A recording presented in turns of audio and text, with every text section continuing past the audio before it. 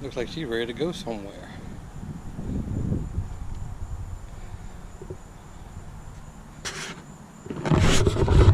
Let's start this video.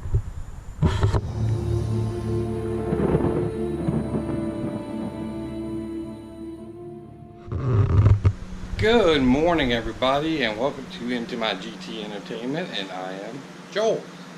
Time is coming soon. We are about to get ready to get our stuff straight to go down to Mustang Week.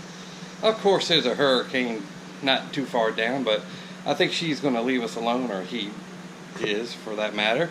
But I just wanted to go over some things that I do to prep my car for a trip. Not necessarily a Mustang luau or whatever, but you know, just daily maintenance. Not daily, I guess you should always keep up with everything, but this is the things that I check before I go on a long trip. And since South Carolina is about 5 to 6 hours, you know, it's probably good to just make sure things are on point. So these are the couple things that I check, so I'll show them with you, and if you're interested, hang on. See you in a minute. Alright guys, first thing that I check is what I guess most people would, is the oil down here. So you want to make sure that you are plenty good with it. I know mine is fine because I have checked it, and it just changed it maybe a month ago, so I know we're ready to go with that deal. With my car, I have two coolant tanks. One for the supercharger and one for the actual car. So this is the one for the supercharger right here. It says Whipple right there. And that one is good right there. And then I have the one over here for the radiator and the normal functions with that. And that is also good to go. I always run my car a little bit before I check everything to make sure the fluids are where they need to be. The next thing I check is my serpentine belt, because if anybody knows, my serpentine belts seem to do whatever they want to do. This one is doing fine at the moment. I have a spare in the trunk, so when if and when something happens, we will address that, but hopefully nothing will, and that's how it looks. Serpentine belt looks fine. So hold on a sec, we'll move to the next thing. Alright guys, the next thing I check, and some people do and some people don't. The only reason why I'm checking it is we're going down with the hurricane, so we may need it more so than not need it. So I check my windshield wiper fluid, and as you can see right there, I guess it is right there, so I am all good there. And then, which for some reason this car is a little weird, but my squirters, that one over there is usually okay, but this one over here has a tendency to move. So what I need to do is shut the hood, squirt it on the glass, and make sure that it's actually hitting the glass and not hitting the side of the panel or hitting the windshield wiper or whatever. I'm not going to go through all that, but that's something that I have to deal with this hood and that part right there. It's a little bit of a pain, but you know, it's one of those things that once you adjust it, it's good for a little while. But yeah, moving on. Alright guys, the next thing I do, I check my system check, and I do a little bit more than what it says, but as you can see, my oil life is good, charging system, doors, trunk, blah blah blah, and then tire pressure, and then brakes. And I don't even know how it knows that the brakes are good or bad, but I guess I'm assuming there's a sensor there. And fuel, but like I said, we'll fill that up before we leave. But the one I want to go to is tire pressure sensor. Anybody that has this year car that has a Track Pack app with the upgraded dash and interior, you'll get this. The bad thing is it doesn't tell you what side tire goes low or anything like that. So in my upgraded stereo system, there is a little section in called vehicle info. So with that vehicle info, you can go down here go to it, and as you can see, it gives me the tire pressure on each side, what my volts are on my battery, and if there's a check engine light, I can sit here and see what the code is and clear it from this section right here. So that way I don't even have to use an OB2 sensor module to go in there to check anything, because this is all tied into the same system. And like I said, I'm letting the car warm up just to make sure that everything is in normal. So as you see, everything is normal and happy-go-lucky. And what I like to do is just sit in the car with it quiet sometimes, just to see if it's making any weird noise or missing or whatever. And it seems to be doing just fine. So yeah, so that's kind of a cool little thing about the radio and the tire pressures. But I'm going to raise them up because for some reason they're sitting in under 30. I used to like to have them around 32 to 35. So I'm going to go ahead and do that. I'm going to do that off camera so y'all don't get bored and see me do all that mess. But like I said, that's something that y'all want to check also, is your tire gauges and your pressures. I'm going to check it with the actual tire gauge also, because sometimes the electronic stuff just kind of lies to you. Because like I said, my fuel gauge, my little E to empty thing, that thing always lies. It always says that I have way less than what the car can actually go. But you know, they said it adjusts while you drive and whatever, but it lies to you anyway. We'll see you in one sec. Alright guys, for y'all that don't have the stereos or the upgraded wheels or what have you, under here, which I can't get to, well, I can get to some of it. See, let me show you here. Ugh. Right there, you have a spare tire. Mine will never be used because it is sitting half under and half up, but you know, I got 20s and that's a 19, I believe. I don't even know if it got air. Well, it's still got full of air too. But anyway, I would check your tire to make sure that it is inflated, to make sure that you don't have a problem if you do have a problem. As you can see, I have my spare belt right here. I have my wrench, which I'll never use also, but it comes there with the Mustang. And then I'll also have it's over here, which I need to add to the car, this thing, because with the capless gas tanks, this is the only way that you'll be able to feed yourself gas if you're not at a pump.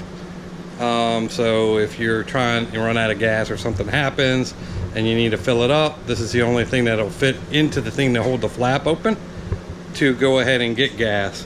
So you definitely want to have this. I'm going to add Torco before I leave. I should have a delivery of that soon enough, but like I said, if not, you'll see me put some of this in. See you in a minute. Okay, another thing, when I'm here putting air in my tires and whatever, I want to check the tread to make sure that we are looking good. These are fairly new, so I know they are good, but for the people that do more burnouts and, you know, a little hooligan stuff, just want to make sure that they look good. And mine look fine. They're pretty much brand new. Brakes, like I said, I just replaced all my brakes, so I know they're fine. Like I said, I got carbon ceramic all the way around now, so I shouldn't have any issues with this, but you know, always want to check to make sure, because you just never know. Your headlights, they work. You want to make sure they're working, because you know, they're an important part of your nightly driving. And in South Carolina, you can ask Minion about this one. Don't have your headlights off for any reason at night, because they will ticket you, and a ticket, you might as well go to jail because it's cheaper than the one that you get. Go ahead, ask him, he'll tell you. But anyway, we'll see you in 1 second. Alright guys, next thing is, I guess, being prepared if something does happen. We're riding down with a bunch of people, and we're going to have, per se, a chase truck. Brandon sold his Mustang, not my Brandon, the other Brandon, and he has an F-250. So he's nice enough to let the gang put burners and extra tools and whatnot in the back of his truck, so that way we don't have to. But for the most part, let me show you at least the basics of what you should have, at least in my opinion. So, I mean, of course, you're not going to have access to a pole lift and jack stands and everything else while you're driving, unless you do have a trailer or something big enough to do that stuff. But for the average Joe or Joel, that's not going to happen. So let me show you my little basic tool set that I got. Alright, right here I have my breaker bar. That's good for my wheels. And also this will work my tensioner on my supercharger. So if I have a belt problem, whatever, that's what I'll need to pull the tensioner up to put the new belt on. So that's definitely a must for me. Your basic tools, you know, you want your ratchets and your drives, Allen wrenches depending what you're trying to repair, couple little hand wrenches, probably an on-site mechanic would be great. Also, what you may want to have is some type of duct tape or electrical tape. So just in case you have a wiring issue or hose breaks and you need to get to a certain area, you can electrical tape or duct tape the leak to get to where you got to go. So that way you're at least getting yourself off the interstate or off the side road that you're in and trying to get it to a shop. So I would definitely do that.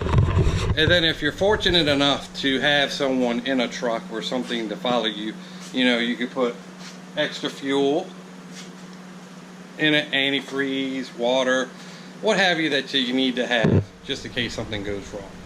But like I said, it's one of those things where you never know what's going to happen. Like I said, we're going down during a hurricane, which is going to be 2 states from down from us. So if that thing is decide to take a left turn, we're going to be in the middle of it.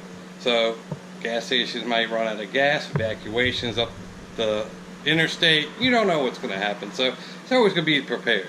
We're actually taking some extra water down there just because, you know, it's cheaper to buy it here, I'm sure. But, you know, just in case something goes wrong down there and something happens, we're prepared for that. That's not a usual thing, but that's just for this trip. So we'll catch you in a minute. I'm going to do some of these little checks that I've talked about, and we'll see you in a bit.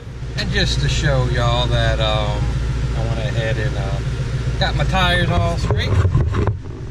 There we go. They're at 34 all the way around. Of course, it will vary as you drive it, but you know, everything checks out fine.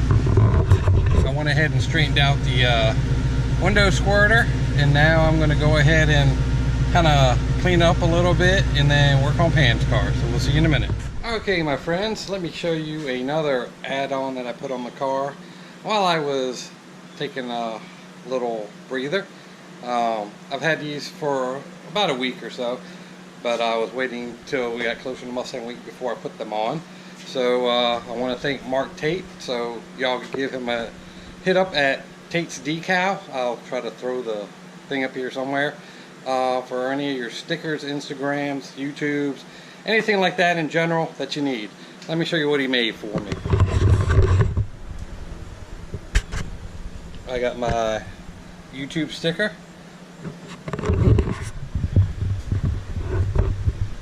into my GT Entertainment. Then over here, another YouTube sticker. I'm happy with them. So again, thanks again. So I'm going to go ahead and get this out of here and start working on Pam's car. And we might end the video here in a minute, but we'll see. Talk to you in a minute. Bye. Alright everybody. Well, that is my little, I guess, video of what to expect or bring or how to get ready. Take what you want from it and do what you will. But like I said, that's what I do. So I got, for all intents and purposes, I'm going to call this car Storm. So we got Electra and Storm. Until she can figure out a name, this is Storm. Storm. So anyway, like I said, that's going to be the video for today. I hope y'all enjoyed it. And now it was kind of like, you know, a how-to, but how do you do it? let me know. So again, with my videos, the most important part is y'all. I'm glad that y'all stuck with it this long, and hopefully we'll have some good stuff with Mustang Week and everything that's coming up, and our trip down there and everything else. And I do have something to say about the trip down there, so hold on real quick. Alright guys, brought you inside for this one. So, you know we're all going on this trip and everything, so I just want y'all to be safe if y'all heading down to Mustang Week and y'all have a couple hours travel. I know when you're with your friends and trying to hang out and do stuff, you get a little bit crazy and you start doing things out of the ordinary that you normally do. So I just want y'all to be safe, mind your surroundings. You're not the only ones on the road. I know I do stuff, but you know, this is my little tidbit of info for the Mustang Week, I guess. Don't be a meme, you know. So like I said, it's just one of those things that want you to be safe, want to meet you, want to have a good time. You know, we're going down with a bunch of Mustangs. I can't promise you that we're all going to be behaving, but for the most part I think we're going to be chill and get down and do what we need to do. So like I said on the previous slide, that hey, y'all are the best reason for my videos. Without y'all I wouldn't be able to do this. So I hope y'all enjoy it. See y'all at Mustang Week, and have a good one. Peace.